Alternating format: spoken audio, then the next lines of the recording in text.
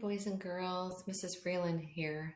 Remember in the last lesson, we really reacted to the books we read. We had like amazing facts and we went like, oh my gosh, I can't believe it, right? Something really surprised you. Maybe something made you really sad.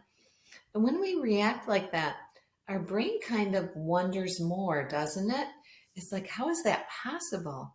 And then we start to ask questions. And boys and girls, that's a wonderful thing because as a learner, the more you ask, the more you will want to learn.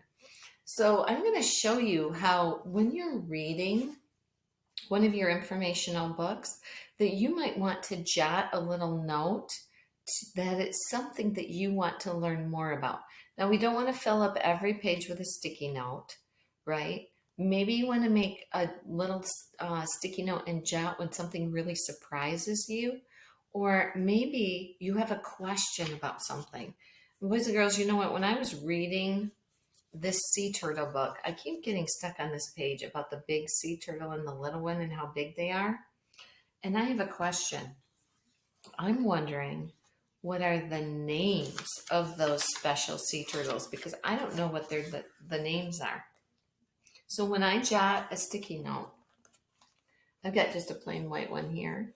And what I'm going to do is, if I have a question, I'm going to make a question mark on that sticky note. And I might also add a word or two that helps me remember what my question was. So I wrote down a question mark, and then I also wrote down names because I'm wondering, what are the names of those sea turtles? And then I'm going to have it kind of like sticking out of my book so that I can go back and find that question later. Maybe sometimes when you read, something surprises you, something's amazing. So you might want to write an exclamation mark for like, you're so surprised. And I was so surprised in the Mount St. Helens book when they said one of the boulders or some of the boulders that were erupting from the mountain were as big as a car. I thought that was amazing. So I put down an exclamation mark and put it on the page that I read that shared the fact that some of the rocks were exploding at 200 miles an hour and they're as big as a car. So then, boys and girls, when you go back and you are sharing your books with your partner, you can go through those sticky notes and share with them what surprised you and what you are still wondering about and maybe you have questions about. Those sticky notes are good reminders of those.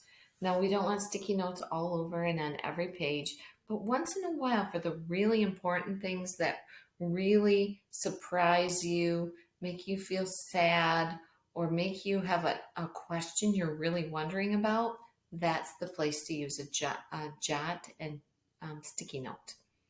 All right, and you might want to use symbols like question marks or exclamation marks, and then add a word or two that helps you remember what you were thinking about it. So boys and girls, today, as you're reading, think about your reactions.